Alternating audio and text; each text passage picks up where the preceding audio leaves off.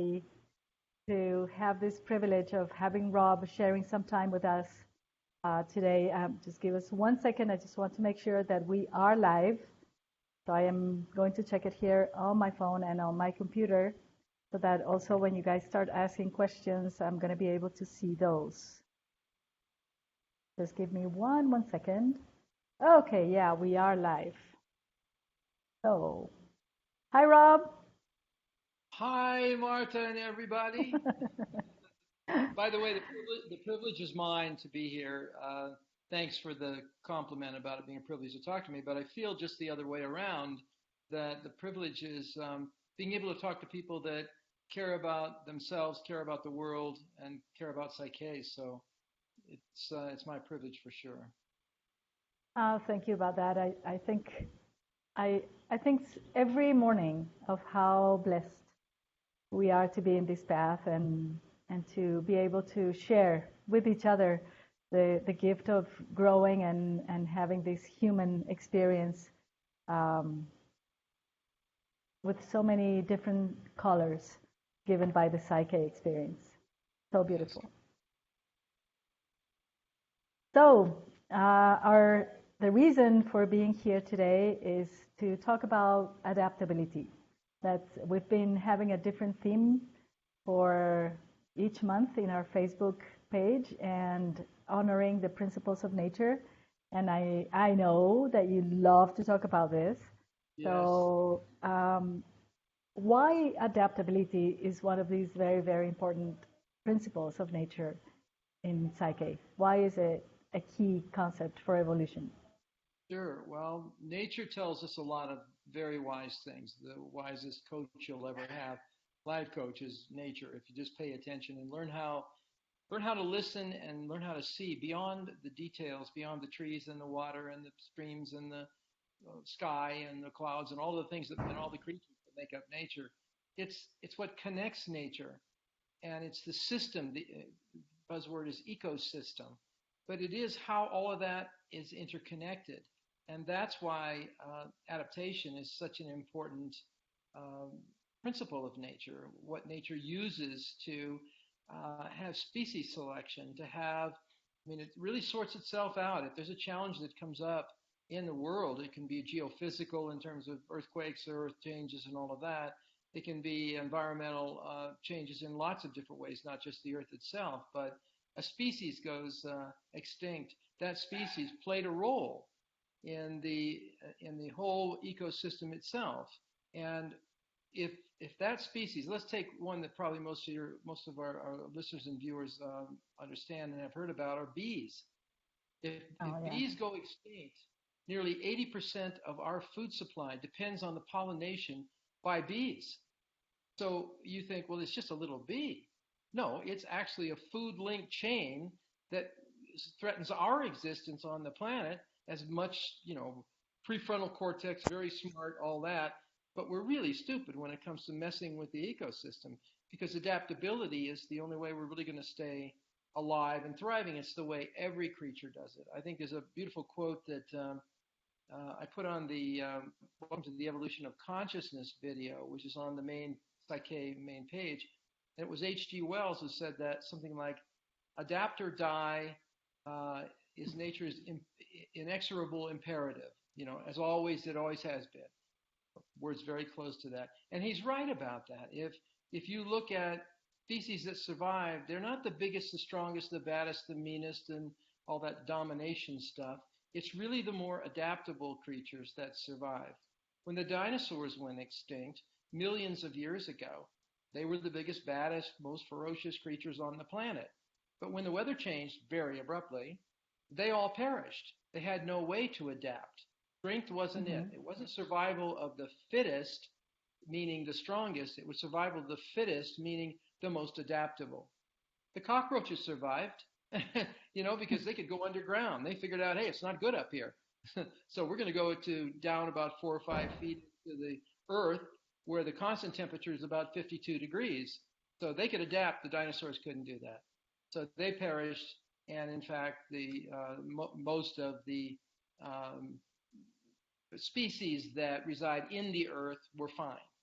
because they were away from the Earth's surface part where things really got pretty horrible. So I'm just saying, if you bring it back to today, and you talk about adapt or die, adapt or perish is really what he said. Wells, that in our fast-changing society where technology is changing faster than it's ever changed, and that's not going to stop. It just compounds itself. You know how here we are staring at each other, a whole bunch of folks, on a screen, and we can hear each other. And this, in my generation, I was born in 1946, and we had black and white TV when we finally got a TV, and look what's changed since then, just in my lifetime. So Yeah. I look at that and say, if I hadn't been able to adapt to these changes, I would have perished like the dinosaurs, you know? So I really think this idea of adaptability is probably singularly, the most important characteristic or quality that ensures sustainability.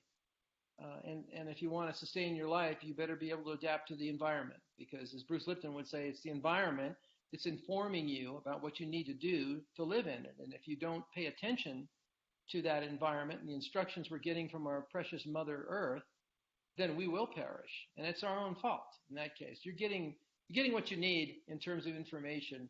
And right now, I believe the most important thing to be able to adapt in human consciousness is human consciousness. That if we cannot correct the misconceptions and catch up to what's actually happening and open our minds to what's actually going on here, instead of keeping our head in the sand, trying just not to see anything and hoping it's all better when we take our head out of the sand, that's not going to ever work. It never has. So adaptability to me is probably, of all the 11 principles of nature, one that is so key that you couldn't live without it. All the other ones are important in their own special ways, but adaptability, I think, is right at the top of the list of, if you can't adapt to a new situation, then you will perish in that situation. Not necessarily physically. In the modern world, you will not be able to make a living. You know, your skill sets are going to disappear like the dinosaurs because nobody needs them anymore. Look at how society is depending more and more on technology. Looking at the evolution of computers and computer consciousness, AI consciousness, artificial intelligence, that isn't going to stop. That just compounds itself, and it's going faster than I think we even know, to the place where artificial intelligence will be taking over a lot of jobs that are mostly data processing jobs, where lots of facts and lots of information have to be put together in order to do the job.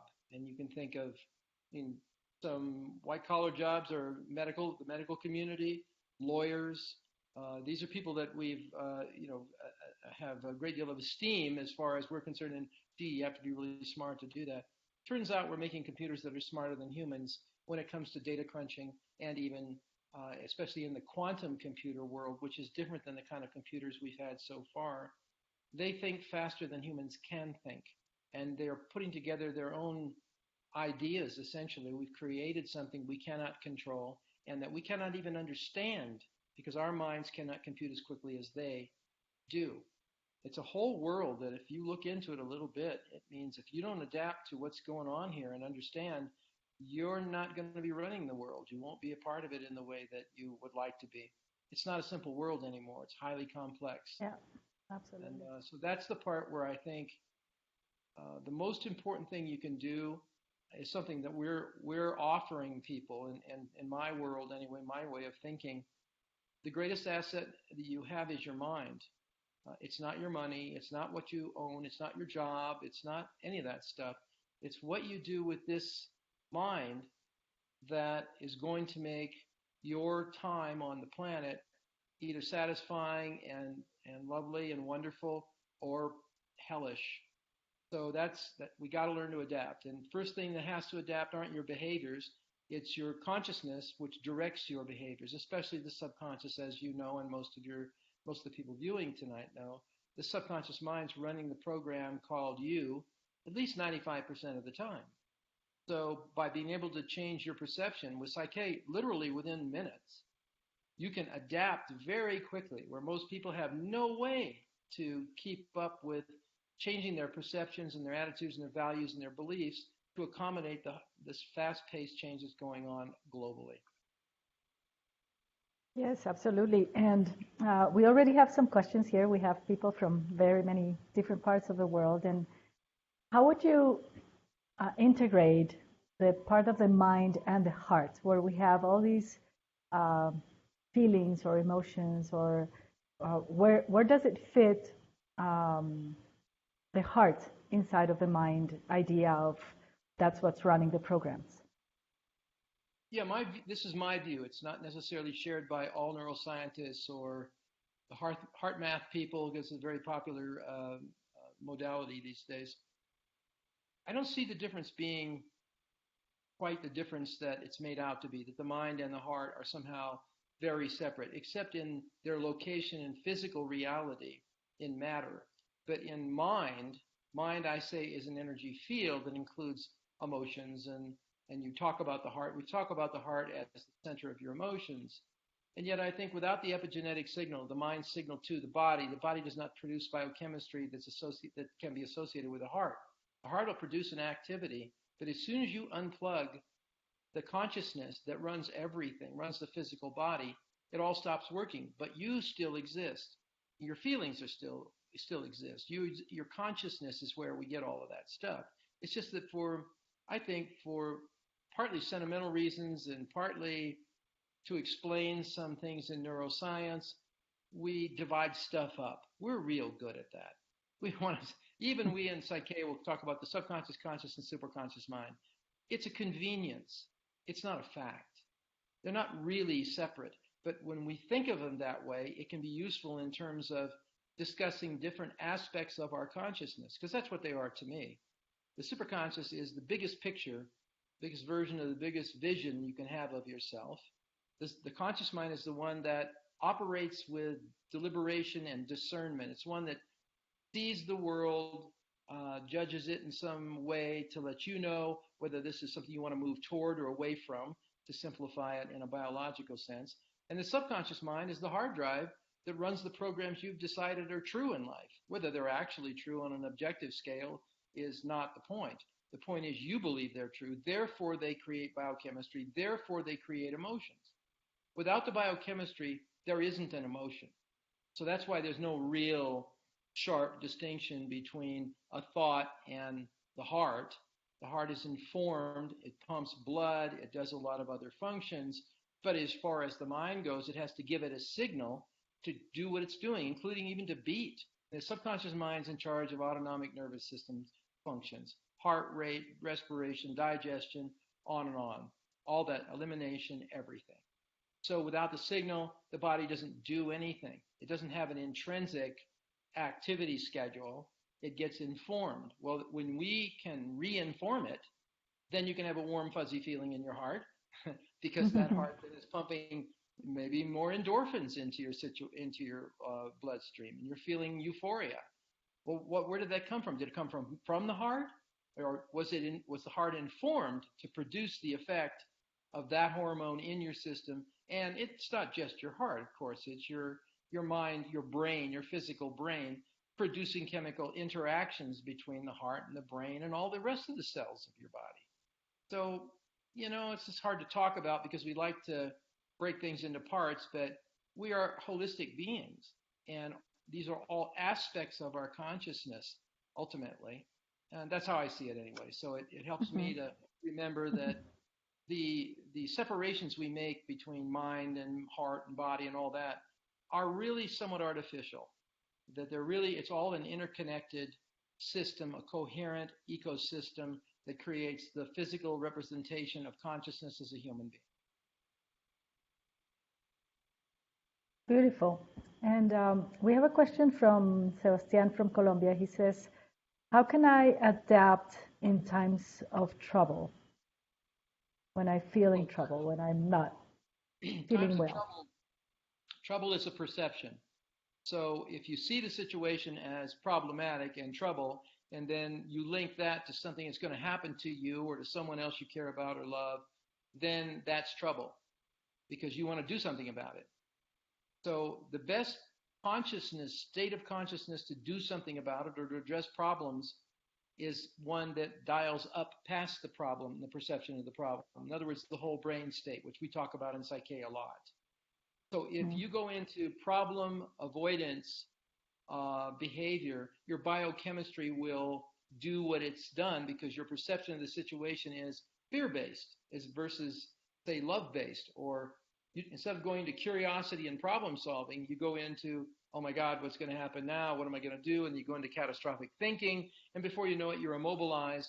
The hemispheres are not communicating with each other. You're over-identifying with the left or the right hemisphere of the brain. You don't have your full potential to solve the thing you're calling a problem. So if you, by balancing, if you'll use Psych-K, balance that everything you think is a problem is an opportunity or a gift, and your job is to see it as soon as possible. If you stay in the problem and the fear, it takes a lot longer, if ever, that you can see it as a opportunity or as a curiosity, a thing to say, well, what's the gift here? I can see what looks like the crisis, the tragedy, or the danger. But is there a gift here of learning? In other words, something that I can learn from this situation that means growth for me, not pain, not suffering, not fear, but what is this situation trying to tell me? This is how I do it personally, as I look at things always from the point of view of, okay, this looks really horrible.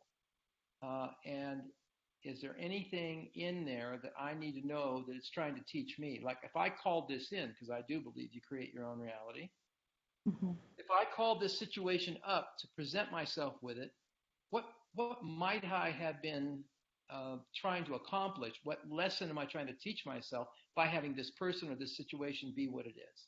Now, in some situations that are life and death and they're quick and you have to just react, you just do that. But I'm saying that in situations that aren't like that, that are more like fight or flight, but you can't really flee, you can't run away from it, then look at it from the point of view of curiosity.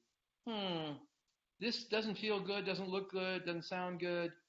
But if there were a gift in it, what would that gift be? What's the lesson that I can get out of it? Because as soon as you get the lesson, my experience is a lot of times the so-called problem just dissolves before your very eyes. It's no longer a problem because you don't see it as a problem and you've learned the lesson. It's kind of like UPS delivering a package to your house. Until you sign for that package, they're going to keep trying to deliver it over and over and over again because that's their job.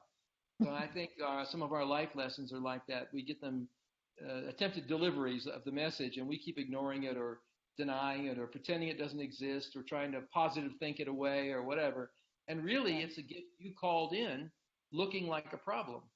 So learn the lesson, problem solved.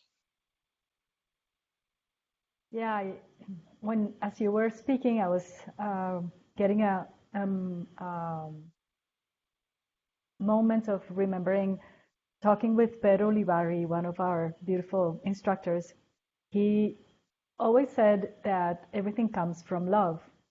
And it's a beautiful thing to say. However, for me, it took a while to really integrate that until I actually did a Psych-K balance to believe that as truth, as everything comes from love. So that's the possibility to adapt to something that you hear, it sounds nice, but then when you bring it in and you can really see every single situation, every challenge, every new experience with those eyes, with the eyes of, well, if this is coming from love, as everything does, because I'm bringing it into my life for a reason, what's the gift behind that? So I can adapt to that and grow with it instead of fighting it and fearing it and having all kinds of difficulties with the situation and extending it way beyond that we need to and being the victim. I agree. Adaptation, in my opinion, one way to think about it real clearly in an anthropomorphic human way, is every time I see a problem, I immediately look for not the solution to the problem, but the message in the problem. Where is the gift? Because the message is the gift. The receiving of the message is, here's a life lesson we want you to know, so don't ever do this again, or do more of this, because the lesson is that we've been waiting for you to make this choice, your own higher self, guiding you and giving you more opportunities. And finally, you got to the point where you took the risk or you decided to take action in a way you never have before because you were afraid. And maybe the situation gets so intense that, the fear of the unknown becomes the lesser of the two fears. The fear of the known becomes worse than the unknown. So you take your leap of faith. Sometimes one of my favorite sayings is sometimes the only available transportation in life is a leap of faith. Mhm. So when you take that leap, you find out that you were supported all along. And then you wonder, well, why didn't I do this sooner? Why did I suffer for so long? Because we're programmed in that way. It's your programs, not the way it is for everybody in life, because it's real different for different people, depending on how you look at what's presented. And if you pretend I'm saying pretend, and I really mean you are the author, but I will say, if you pretend you're the author of your own life, then you drew this in, then the question is, oh, I'm being punished because it's such a bad thing. That's one way to look at it. Not a very useful one, by the way. Or you Right. can say, okay, I called this in to shake me up so I could learn this lesson, so I could move forward in my own personal evolution, so I can move through this lesson and I don't have to keep repeating it and drawing the same people into my life and the same circumstances over and over again and continuing to blame circumstances outside of myself. There really aren't circumstances outside of yourself that you didn't have anything to do with. So if you drew this in as a lesson, bless the lesson, find it as soon as possible, because no doubt it's a really uncomfortable situation. And the pain is still, I think, for most people on planet Earth, the primary teacher of evolution and the primary motivator of evolution. It gets uncomfortable enough, and then you want to make a change. I think a measure, a standard or measurement for me personally, this is how, at least how I see it, is I have had enough pain in my life to realize the pain was an important teacher. Since I don't really enjoy the pain, what it, No, the not nobody does. well, I'm not sure that's true, actually. If you have a bad enough self-image, you think you deserve pain, and then you'll create more and more of it because it's part of your self-image. It's part of your story about who you are. I'm suffer, I'm a victim, and blah, blah, blah. All right, so if you get tired of that story and you want to try out something different, then you can move into a place where you on purpose, willfully, uh, look for opportunities to change. You look for the lessons when the wee small voice in your mind is still wee and small, not a 2x4 or an open heart surgery or some other sort of catastrophic event that finally slows you down enough to listen to your own higher self that's been telling you this all along for maybe years and years and years. You can learn the hard way or not. I think change is inevitable. I think pain is optional. So Yeah. you can choose the painful path, or you can choose the whole lot less painful path and actually just one of curiosity and wanting to know and excitement about what's going to happen.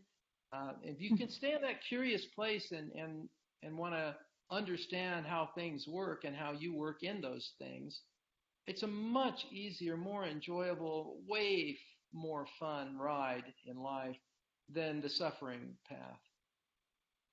Yeah, absolutely. And we're getting some very interesting questions because I know that each of us lives his or her own experience from the place where we are right now. And obviously, for some people, uh, to, it would be okay to say, oh, it's normal to go through a divorce or not get along with somebody.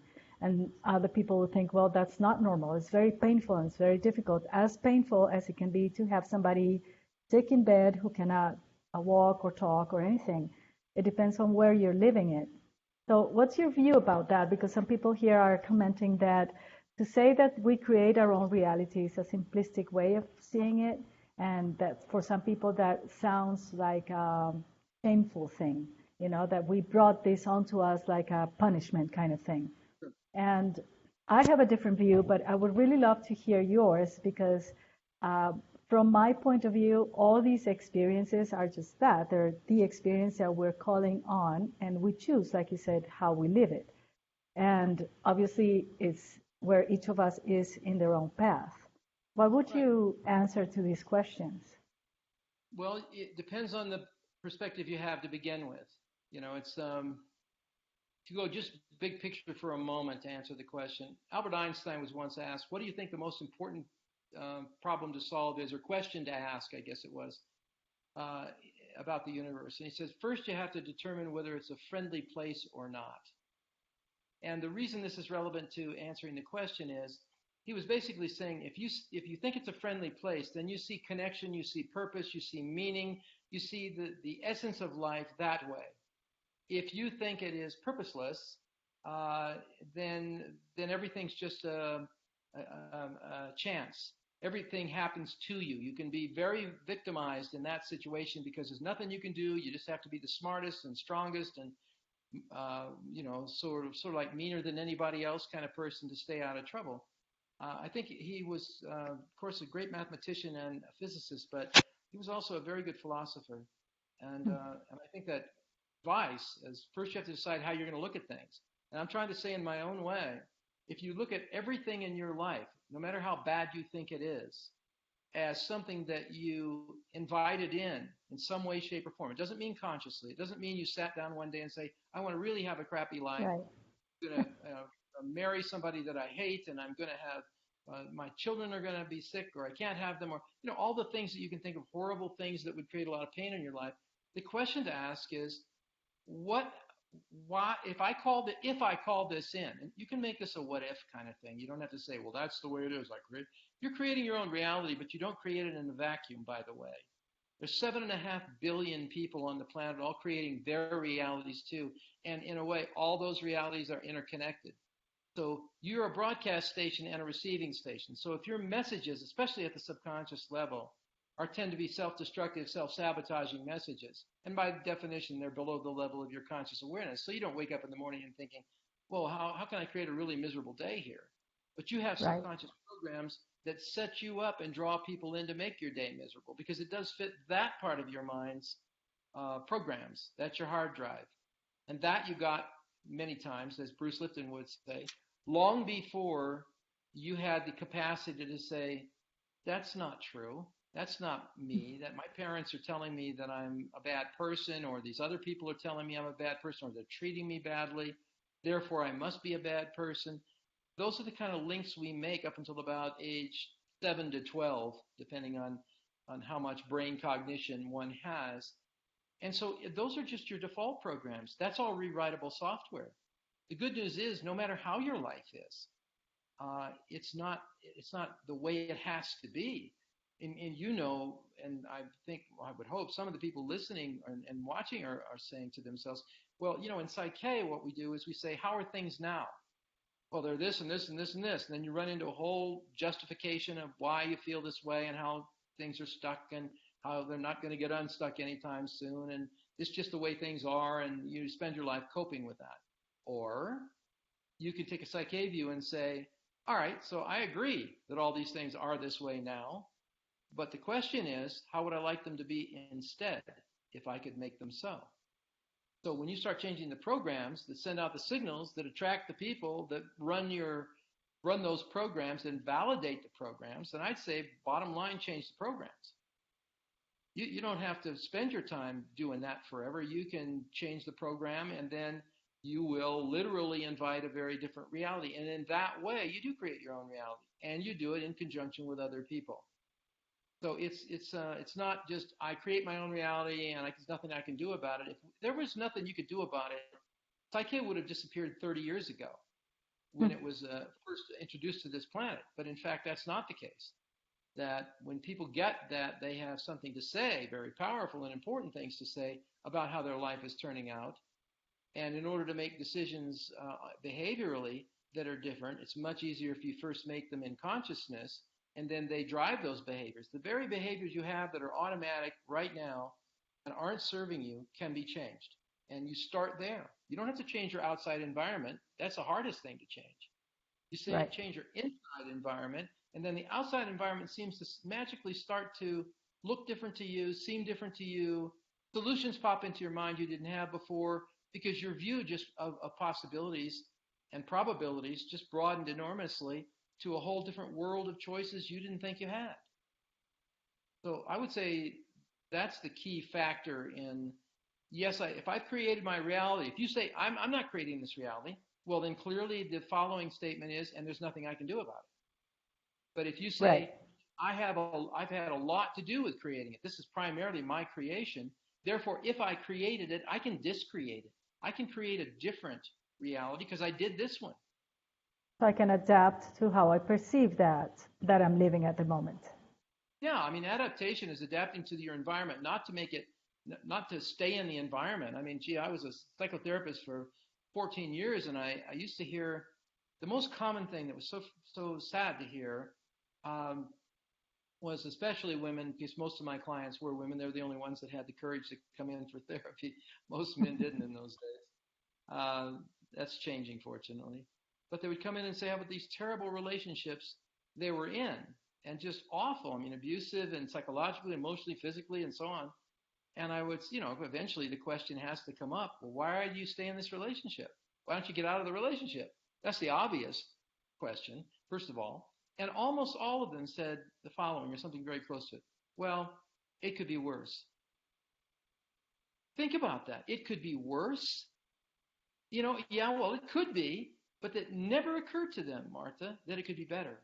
It never occurred to them that they deserved for it to be better, and that there was anything they could actually do about it, because they had all of these really good reasons. They were all physical reasons, by the way. Well, I can't survive. I've got kids. I've got to depend on him for money, or whatever their story was about not being able to move out of the relationship. But when they did the PSYCH-K work and they changed their vision of possibilities for themselves, then all of a sudden, as if by magic, those possibilities started to show up in their lives. They met somebody and they told them about this organization that could help them, or there was another job that popped up, or they met somebody that helped them out in some way that they never would thought was possible. But this has to change first. When it does, then the world of possibilities opens to you, no matter what your current situation is. That's been my experience for the last 30 years. And I'm only speaking from that experience. I haven't had everybody else's experience, but I bet I've had a lot of experiences like everyone else. Yeah, and because of what's been going on here in the conversation, I remember there's a story in your book of a boy that you cross paths with in a street. And those are one of the toughest things to understand, of how would that boy who was in a wheelchair was co-creating that reality. Can you share a little bit of that story? Maybe that would help some of the questions that are coming up. Yeah, it was a powerful moment for me, and absolutely surprised me. I was headed to work where my office was as a psychotherapist in Denver, Colorado. This was years ago. And I was sitting at an intersection with a red light or multiple lanes. And I was thinking about my first client, or who I was going to see today, and starting to do work, in my head. So I really wasn't paying attention to much other than sitting there. I was the first in line, the white line at the intersection, and a group of looked like people out of the corner of my eye, I caught them. They were crossing the street, and they got a little bit more into my peripheral vision, and I noticed there were a couple of kids. They looked to be, 14, 15, 16 years old about. There's a high school right near that corner, so it started to dawn on me, oh, these are high school students. And a couple of people pushing the wheelchairs and a teacher. I realized it was probably what used to be called a special education class, because these were kids that had various sorts of so-called disabilities. And that's what I saw through my eyes, because that's how I was trained to name this group of people. And they're coming across the street and the crosswalk. And this one kid, he was closest to my car. He was probably, I would bet, 15, maybe 16 years old. And he was in the wheelchair, strapped in his wheelchair, because his body was moving. It was spastic. He was flailing around like this. He couldn't control his bodily movements. And when he got in really close to the front of my car, right in my vision, I'm thinking in my mind, oh, thank you, God, that's not me. What a horrible life this kid's doomed to have for the rest of his life. What a tragic, unfair, blah, blah, blah thing. And I'm judging this situation and feeling pity for this kid. This is what happened. And this is how profound the message was. The kid gets right in front of my car, and he stops doing this. His head swings around, stares straight into my eyes, and I hear his voice in my head. It wasn't my voice, and he said, "Don't feel sorry for me. I chose this body. This is my last time here." Wow. Now think about that. Don't feel sorry for me. Don't pity me. How dare you? Because here I am thinking I've got this great life and this poor kid's got this really crappy life. And he's saying, no, this is my last incarnation on planet Earth. And I chose the body so I could know that I don't need a body for happiness. I don't need a body to define who I am. He didn't want the body to function in normal ways because this gave him an opportunity to transcend, to find out who he was as a spiritual being having this physical experience. A physical experience was limiting, but he knew who he was inside. And I just said, Namaste, Master. I said it out loud. I mean, I immediately said, the divinity in me honors and recognizes the divinity in you, and I am so sorry because I was the one, not he, that had the disability. I had the disability, the inability to see his divinity. And I never forgot that. That was the most powerful thing at that moment that had ever happened to me. When I got to my workplace, and I never saw clients the same way. I never saw them as broken. I only saw them ignorant of their own divinity, and that their path may include dysfunctions, things that we think are abnormal. Well, they are abnormal. That doesn't mean that the person is having a miserable time or that they're victims of anything necessarily. And if you hear the people that have near-death experiences, and you think, oh, how tragic, and their bodies were so beat up in the auto accident or whatever it was, and then they come back in this enlightened form because they've been to the other side. They've been to the other world. They've been to the non-physical world, and then they've come back. Now they're filled with love and gratitude and understanding because the picture of who they are and what life is about, enormously larger than they had before that happened to them. So for me personally, I don't see anybody as having a disability. They have something that they're fighting with or battling with because they want it to be different. I worked one time with Bruce Lipton, and we were in Australia, and this man came. It was in a wheelchair. It was one guy in the class that was in a wheelchair. He was about, I don't know, I think maybe about 40 years old. And he came and he talked to me privately, and he says, "Can you help me? I was in an accident when I was 16 years old, surfing, and my spine is severed. All the nerves in my spine. I can't move the body. I don't even feel quite the trauma, huh? Yeah, big trauma at 16." So I instead of saying yes or no right away, I asked him a question because it was really key to me. I said, what's the greatest lesson you learned in these last years since you were 16 about this situation? Because I was waiting for him to get very vitriolic and acerbic and just say, life sucks and this is miserable and it's unright. I said, then I can't help you. But he didn't say that. He said, it was probably the best thing that ever happened to me.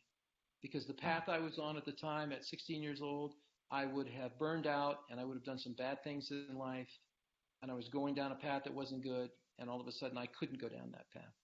Well, look at the brilliance of his higher self, who created what had to be that apparently tragic event to keep him from wasting his lifetime. Instead, he became introspective and he grew spiritually enormously.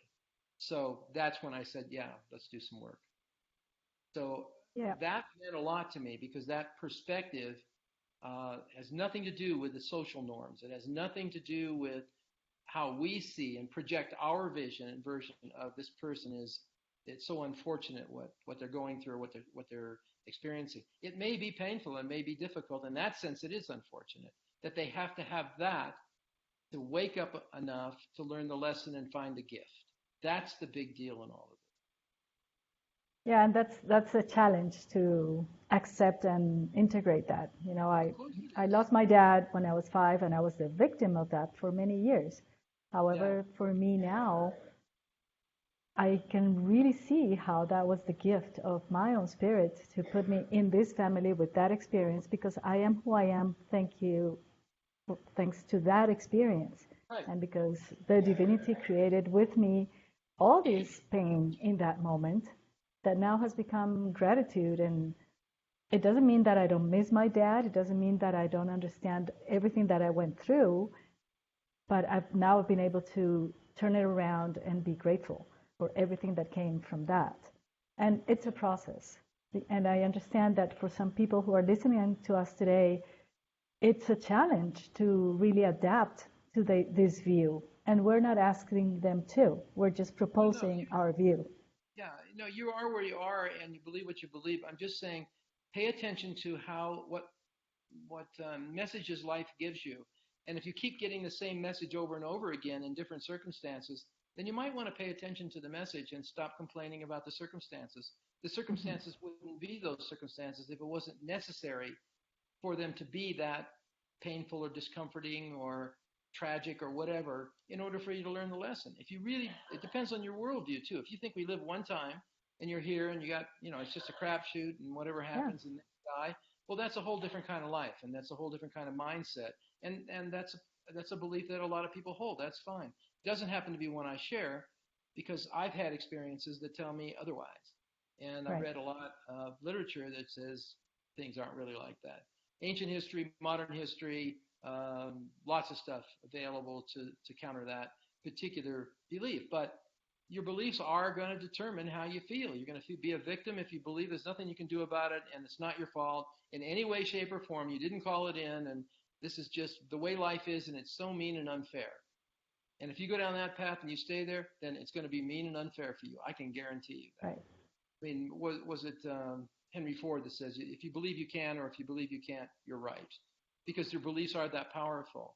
And I'm not talking about your wishful thinking, that conscious beliefs about, I'm going to say a Hmm. positive affirmation today and everything's going to be different, when in fact your subconscious mind has a history of saying, that's not even close to true. This is true because I was there, you were there, we were there. The subconscious mind has all this information and data that says life's like this. The good news about that is it's rewritable software. And that doesn't mean that what happened to you didn't happen. It means you're no Right. longer imprisoned by it. Because that's what Exactly. happens. You're living in a prison of limiting beliefs from your past if you're not having a life that to you is satisfying and meaningful, purposeful, and filled with love. If that's not happening and you want it, then I'm saying there is a way to move more swiftly and less painfully toward that end. And that's what we call Psyche. Right. And the key thing of what you're saying there is that I did for many years stuff from my conscious mind. I did Yes. the affirmations, I had the optimistic view of life, I had the positive mind, all that. I did all that. But I didn't know anything about subconscious beliefs, nothing at Right. all until 2009. I had never heard of that. So Yeah. it's been a challenge also to understand myself, oh, but I don't believe that.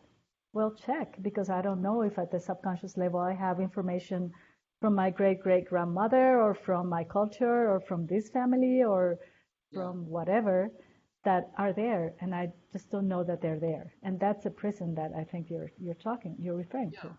First there has to be insights to the fact that what you think on a daily basis isn't original thinking. And the neuroscience is pretty clear about it that the people that have been studied in the neuroscience world actually show a very interesting phenomenon. And that is that there was one study done by a guy named Dean Radin, as an example. He's a very famous neuroscientist guy. So Radin did an experiment with a computer, and he had a bunch of pictures that would rotate randomly. He didn't know what was going to come up next on the screen. Neither did the subject. The subject was to view the screen. You just had a blank screen to begin with, and when you were ready for a picture, you pressed a button, and then a few seconds passed, and then the image came up. Well, the images were broken into three categories, as I recall. One was very joyful nature pictures, wonderful, makes you smile, warm, fuzzy stuff. The other ones were tragic things like people in car accidents and messed up people and all that physically, and the other ones were highly sexually charged. So he had three of these emotionally evocative kind of pictures. What was interesting about it, and by the way, everybody was hooked up so that their galvanic skin response, heart rate, respiration, etc., was being monitored, breathing. So if logically, if you see an emotionally charged picture, no matter what in what category that would be, one could predict one's physiological response to it. That was not the exciting part about the study. The most exciting and revealing part about the study was that when the person pressed the button, and then there was a delay of about 3, 4, 5 seconds, the person actually started to feel the response to the picture that was going to show up before they ever saw it. This is Oh, wow. precognition. This is the subconscious mind reading the field and starting a response before your eyes and sensory apparatus that you count on, visual, auditory, kinesthetic, etc., could even kick in. But that was already ramping up, for instance, or slowing down, depending on what was going to come up. And no one knew what was going to come up because the randomness of the computer experiment didn't have a system to it. You didn't have, oh, Mm-hmm. there's first going to be this kind of picture and then one of these and one of those. So I'm just saying there's a lot more to your mind than you imagine. And if it's reading the field and you're having a response, by the time the picture actually shows up, you're already in the response. So your subconscious mind is preconditioning your response, and then you have an opinion.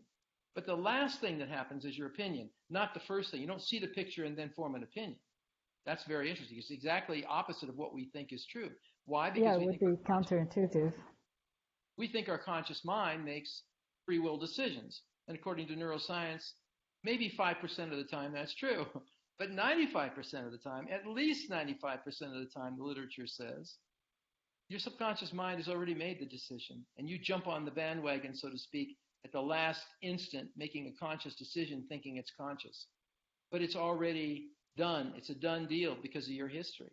So to free Mm-hmm. yourself from the history is what we talk about in PSYCH-K as free your mind from the prison of limiting beliefs. If they're not limiting beliefs and you got some good habits and wonderful stuff and you had great parents and you're having a wonderful life, you don't need PSYCH-K. Go have a great life. This isn't a way Well, of you can life. make it better also.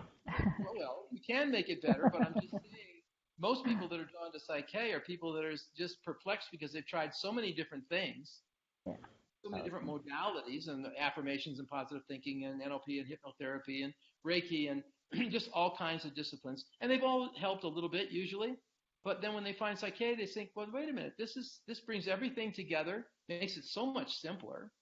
And then I have direct contact with my subconscious and I'm in control of the situation because I can make up the reality that I want.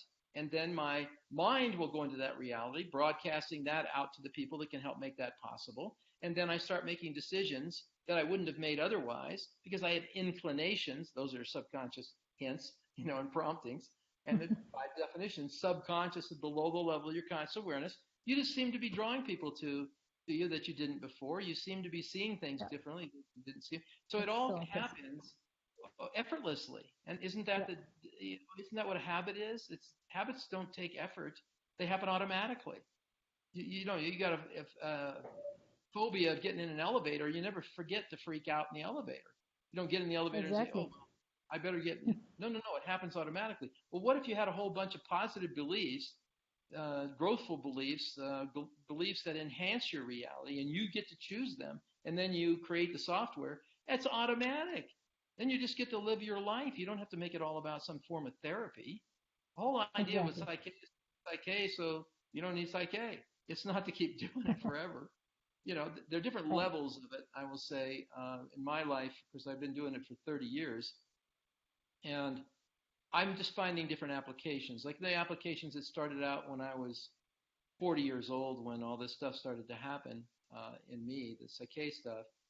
I had a lot of things in my physical life I wanted to change, and I was aware of what needed to be changed. And so, sure, I applied it immediately to three-dimensional life and the stuff I wanted to reorganize and wanted to find my path and all the things that happen around that age to quite a few people.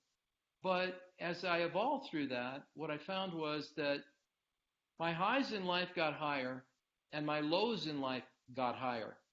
So I didn't have those striking sort of super depressing feelings anymore. My lows were just low enough to let me know my highs had raised themselves up quite a bit. My ability to enjoy life had gotten more intense and wonderful and joyful. And now most of the application of PSYCH-K has gotten simpler for me personally, and also it's almost entirely centered around my spiritual evolution. Mm-hmm. So the kinds of magical things that happen when my mind is ready to receive more divine inspiration, and those are the balances I do. Basically, they're just open-ended balances for being of service to humanity, because service is what I'm about. I've always been about that since I was a kid, and it brings me great pleasure to know that I'm in some way, shape, or form helping people to have a better life, and in a constructive way, it's selfish because I get to live in a better world. So the more Absolutely. people have, actually experiencing the fullness of their divinity and then printing it out in three-dimensional reality, I want to live in a world filled with people like that. Yeah. That's the reason that I'm still really involved with Psyche and more passionate about it than ever. Yeah, and it's because I agree. We need to think about ourselves and what's the world that we want to live in, and it has to start in us. And I loved something that you said last time that we talked, is that Psyche will find us where we are. It's not about us meeting Psyche, it's Psyche coming into our lives where we are. So maybe for some of us, it's solving the life traumas or the recent or the past ones, and kind of going to a space of peace with those traumas or those phobias or those experiences. That does not mean that I'm going to have new beliefs, but I have better perceptions about it. And then I can complement with beliefs, or the other way around. There's no black or white or where to start. It depends on each person. Yeah, it's all individual. That's the beautiful thing I think about Psyche is it's kind of like a designer dress or something that is just for you. So wherever you are and whatever your experiences were and however you process those experiences makes up your personality. And the real simple question is simply to ask yourself, how am I doing? Do I feel really happy? Am I engaged in life? Is life seem meaningful and purposeful? Do I have love in my life? Can I love and be loved? These are the things that are important in life as opposed to all the material stuff we're told is really important. You have to have a bunch of stuff if you're going to be happy, and you get more stuff, you find out, I'm not happy. Now the stuff owns me. I don't even own it. Now I'm worrying about losing it or worrying about maintaining it or all of that stuff. So each person will find their sweet spot in life with respect to material and non-material reality. For me personally, uh, material reality has followed my mission to make sure that I could do my mission. That was the personal deal kind of with God at about age 40 when I left the corporate world where there was plenty of money and coming in and a solid job and all that. But inside, I was dying. I was just withering away because my spirit, I wasn't supposed to be doing that any longer. It was education in business, just like my formal academic education was in philosophy. And then I had to learn how to survive in the world by doing business. And then I had to enter my true path, which required both of those things. So I was a therapist for 14 years. I was in the corporate world for 14 years. And that's like having a left and a right hemisphere experience exclusively. Business is almost all left hemisphere logic, rational thinking, etc. And therapy is almost all process, which is right brain sort of emotions and all that stuff. But when you put the two together, guess what? Then you get the ideal functionality in both hemispheres at the same time. I just had, back-to-back kind of bookend experiences in life until I had both of them. When I had both of them, Psyche was given to me and said, this is really your work. But you're going to need both of those paths and both of those experiences to do this right. Now you're going to run an organization to make sure that you can, how can I say, clone myself so that I can have beautiful, wonderful, intelligent teachers like yourself out being representing this work, this sacred work in the world. And that's how I just, every day I get up, I am so grateful for you and the others that do this work and that are passionately committed to being better people and being examples of that in the world and teaching other people how to become their own examples. Because it's the only way this world is ever going to really get better is we have to get better, and it's from the ground up. It's not from the top down. It's not a bunch of gurus that are going to save us here. We are the guru, Guru. That's how it's spelled, and that's what it means. You are you, and you are the guru. And so you come into stepping into the understanding that you are your own teacher. Yes, you can learn from others, and I've read hundreds of books and admired great orators and all of that, and they've inspired me. But ultimately, until I internalize it and find out what my gift is to give, which I fortunately was shown in a very graphic way when I was about 40 years old, I was so glad because then all of a sudden my heart and my mind were celebrating every day. It was hard in the beginning. It's not that it was easy. I was doing it alone. There were no teachers for me. Well, there were some teachers, but I'll put it this way. They didn't have bodies. they were spiritual teachers. And they informed me about Psych-K, and they were part of the gift process and then part of the educational process.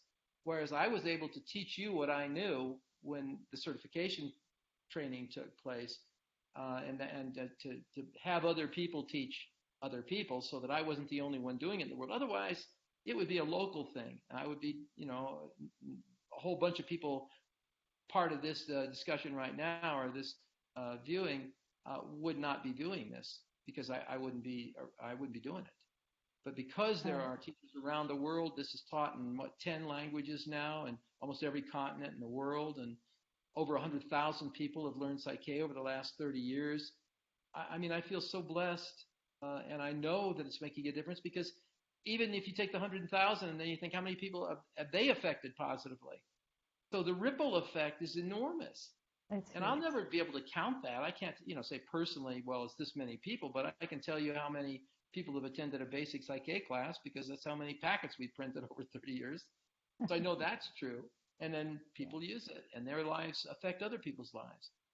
So I'm just in such gratitude, Martha, for having been given this path. And the greatest gift of all right now is when I hear from people that say, oh, well, I took that Psych-K basic class, and then I did work with my sister or my mother or my brother, or I'm a therapist, and I've never been able to help this person. I've been working with them for 20 years, and one balance, and their life's different. Well, sure. I mean, that just feels great. That's priceless. I mean, I'm glad I get to make a living doing it, but it's much more than that. It's the joy of service and the passion that I feel for getting a chance, having the opportunity, the privilege of making a difference in the world the way I have been given. Indeed, and as an instructor, well, we get a lot of that every weekend, and I just shared a beautiful message from a guy who took the basic this weekend, and it's also beautiful when we see how people adapt Psych-K to their own lives, and they see some little changes maybe on the first few days, while other people say huge changes, and then the people who have seen little changes maybe 3 months down the road have this wow experience that they were just completely unexpected. And then we have all those in the middle. And I think that's the beauty of Psych-K, is that we don't call it a technique, we don't talk about therapy, we talk about a process of evolution within. Right, it is. It's a spiritual evolutionary process if looked at in the largest sense of what it is. Some people limit it to self-help, meaning I just want to change my life, and I want to attract the law of attraction, and I want to leverage that, and I want to get the stuff I want to get, and I want all these things to be organized in my life this way. And you can use it that way. There's nothing wrong with that. If that's where you are, then you need to do that. Or just to be a little bit more in peace because of a traumatic event, and that's good enough. Of course, it's the same thing. And you can be a lot more at peace about so-called traumatic events because you can reperceive them, and that disconnects the automaticity of their effect on your current life and then therefore on your future by being able to do that. And that's not a painful go back and recreate the experience and drag yourself through it again. That's not at all. You don't need to do that. You do need to reperceive the situation. And actually what really gives you peace is you extract the lesson. You pull the lesson out of it, you put it in your front and right now in present time. And you say, well, thank you for that message. It was painful. Yes, it was. And I'm sure there was a whole lot of reasons that I'll never understand why that needed to happen that way. Exactly. But it did. And what can I extract from it that serves me now and in the future? And if you can go there, if you can go from victim to opportunity and train yourself as quickly as possible to see the gift in the trauma, drama, or crisis, the sooner the gift will show up and the sooner the crisis and all of that will not need to be there. And just imagine that things are messengers from your own spirit and there's a reason for them being there. That's why Einstein basically said, well, you got to decide whether the universe is a friendly place or not. In other words, is it connected? What is the essence of reality? It's love. And we all have the ability to access that, but not everybody knows how. That's the issue. And so if you had a really traumatic childhood, it's really hard to see any love anywhere. It's all just protection. So that's how you live.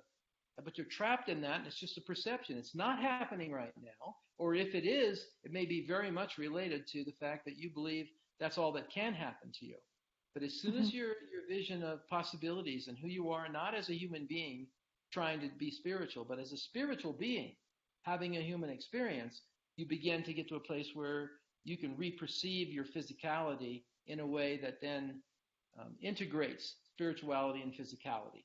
Then we have walking beings on the planet that are awake and filled with love. And I want a world like that, so I'm gonna do that as long as I possibly can. Absolutely, I agree, Robin.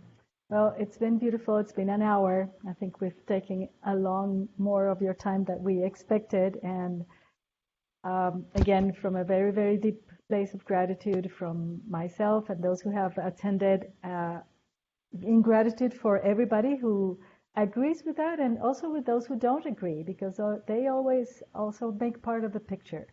And Yeah. it's also from love. So we agree to disagree. The good thing about PSYCH-K is you don't have to agree with me or Right. anybody else. You can start where you are with your beliefs, and you can, as long as you have the idea of wanting to increase your joy and your happiness in life and the capacity to give and receive love, then go for it. But it's your path. It's not mine. It's not yours, Martha. You don't have to get on a path. This is a Right. tool that you can use wherever you are on your path to create a better you. And I say, if that makes any sense to you, then do that in whatever way you know how. At least it's motion in the right direction, and it's not just sitting feeling bad about the world and yourself and thinking you can't do anything. Your thoughts do it anyway. Exactly. Your thoughts are thoughts into the collective consciousness of humanity, and if we're going to change the collective, we have to change ourselves.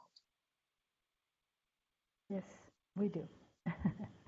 Well, Rob, you have a great, great night in your part of the country. I'm also going to go take some rest. Apologize to those of you who maybe asked some questions that were probably not for today, and maybe we will address them at another time. And just stay with us, and we'll keep sharing these beautiful moments with you or our instructors who probably will be here with us maybe next week. We'll be talking also about adaptation and adaptability. So thank you, Rob. Thank you, Marta, for what you do, and thank all of you for your precious time. That's the most important thing we can share with each other. So thank you. Bye, everybody. Ciao, ciao.